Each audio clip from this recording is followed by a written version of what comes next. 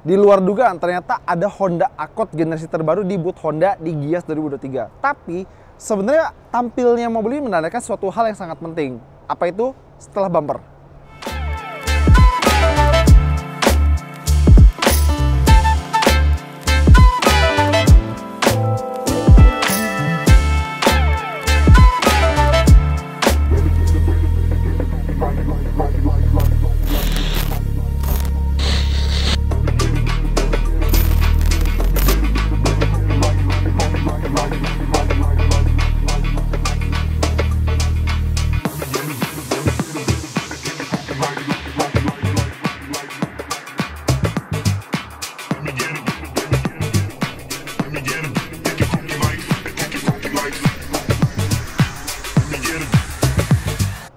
Jadi apa hal yang pentingnya? Jadi di kelas ini kan kita tahu kalau sedan yang paling top itu kan Camry ya di persepsi orang-orang. Nah, Accord mungkin bukan yang paling jumawa di kelas ini, tapi negara tetangga Malaysia itu udah confirm kalau nggak bakal ada Honda Accord generasi ini. Sementara di Indonesia mobil ini hadir. Meskipun disclaimer ya, ini statusnya hanya preview, untuk preview. Ntar Accord kayak gimana, ntar teknologinya kayak gimana. Jadi ini belum spek Indonesia, ini masih spek Thailand dan bahkan kita nggak bisa lihat interiornya. Tapi yang kita bisa tahu adalah di balik sini ada mesin hybrid e-HEV dari Honda. Mesin 2000 cc dengan 2 motor listrik dan 1 baterai. Ya, jadi apa yang di balik sini mesin 2000 cc-nya adalah mesin 2000 cc 4 silinder dengan siklus Atkinson. Itu biar pembakarannya lebih efisien, bukan mengutamakan tenaga tapi efisiensi. Tenaganya sekitar 148 tenaga kuda, torsinya sekitar 184 Nm. Nah, dibantu 1 motor listrik buat menggerakkan roda depan, itu tenaganya sekitar 181 tenaga kuda, torsinya gede, 335 Nm. Mesin 2500 cc biasa kalah.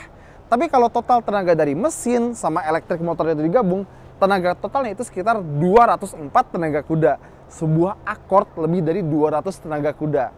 Gede ya tenaganya. Dan nggak cuma itu, sebenarnya sistem hybrid Honda itu beda sama Nissan, beda juga sama Toyota. Jadi gini, mesin gerakin generator, elektrik motornya jadi generator, ngisi daya ke baterai. Nah, baterai ngasih listrik ke motor listrik yang menggerakkan roda depan. Tapi itu di kecepatan terendah. Di kecepatan tinggi, mesinnya bisa langsung gerakin roda depan pakai sejenis lock up clutch gitu. Jadi ada matahari gitu, materai ngunci ke as roda depan, mesin bisa langsung menggerakkan roda depan seperti itu. Jadi kalau boleh dibilang, Honda ini tidak punya transmisi. Tahu nggak mobil apa lagi yang setupnya mirip kayak begini? Koenigsegg Regera. Gua nggak bercanda, itu beneran. Mereka sama-sama tidak punya transmisi. Dan kalau misalnya kalian penasaran berapa klaim konsumsi bensinnya, 20 km per liter itu bukan hal yang mustahil di Honda Accord Hybrid ini. Udah gede, mewah, bertenaga, irit lagi. Teknologi hybridnya benar-benar canggih ya, tapi kalau secara desain dia ini kembali ke konservatif, kembali main aman. Jadi gak ada detail yang ofensif atau gimana. Pertama kalau dari depan itu semuanya flat banget, datar banget.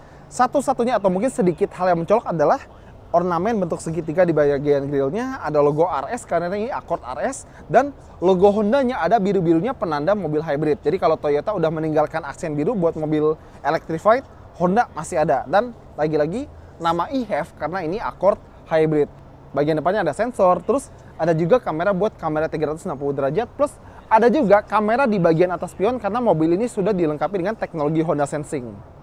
Di bagian samping ini kelihatan kalau Honda tuh arah desainnya kemana. Jadi setelah ngeliat kayak misalnya Civic, CR-V, Accord ini, kelihatan kalau desain Honda itu ke VW-VW-an atau ke Audi-Audian.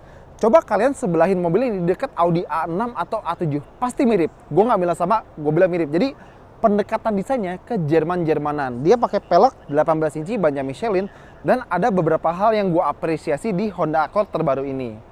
Pertama, kalau misalnya kalian punya Honda BR-V, terus WR-V, terus Civic gitu-gitu, kalian punya sistem Honda Sensing yang salah satu fiturnya adalah Honda Lane Watch, yang kameranya tuh nongol banget kayak kutil gitu ya, dan sangat tidak enak dilihat. Di Accord ini juga masih ada sistem Honda Lane Watch yang kalau kita set ke kiri, dia bakal nampilin gambar sebelah kiri buat mengurangi blind spot. Tapi penempatan kameranya sudah jauh lebih rapi, lebih terintegrasi, lebih bersih. Harusnya dari dulu begini. Dan ada juga kamera tambahan buat fitur kamera 360 derajat. Hal kedua adalah ini, teknik pengelasan dengan menggunakan laser yang presisi untuk mengurangi garis hitam di antara atap sama bodi bagian samping. Ini jarang di-highlight tapi gua rasa pantas untuk diangkat. Kenapa? Karena jarang pabrikan yang mau mengangkat hal kecil dia dalam detail produksi seperti ini. Jadi selain ada di Accord, ada juga di Civic. Plus dia punya panoramic sunroof yang gede di bagian atasnya. Kalau dari sini mulai makin kelihatan jelas arah kiblat VW atau Audi nih. Lampu belakangnya tuh VW Audi banget deh, beneran. Terus logo Honda di sini agak kecil ya, dan lagi-lagi ada biru-birunya. Plus lagi-lagi emblem RS sama e-HEV karena ini sebuah Accord hybrid. Dan ada ductile kecil, spoiler kecil di bagian bagasinya. Plus di bagian bawah nggak ada aksen knalpot palsu. Bagus. Jadi kalau misalnya buat kesimpulan singkat, karena kita nggak bisa nyobain dalamnya, nggak ada kuncinya, dan kita juga sebenarnya nggak tahu bakal seperti apa Accord di Indonesia. Apakah di generasi ini bakal dijual atau enggak? Ya cuma Tuhan dan Honda yang tahu ya. Tapi sebenarnya kita pengen banget ngelihat sebuah teknologi hybrid di kelas ini. Ingat, di kelas ini yang punya hybrid cuma Camry doang. Dominasi tuh sebenarnya agak-agak menyebalkan ya. Sama kayak dominasi Honda di F1 sekarang sih. Tapi ya udahlah, pokoknya gua ngarep gitu makin banyak hybrid Honda ke Indonesia. Jadi nggak cuma hybrid yang dari merek Toyota atau Nissan doang. Honda juga sebaiknya main hybrid. Apalagi sekarang CR-V sudah ada hybridnya. Apalagi kalau di kelas ini orang mungkin FOMO sama teknologi terbaru, khususnya mobil hybrid. Oke, thank you udah nonton. Jangan lupa jempolnya, komentar, dan subscribe.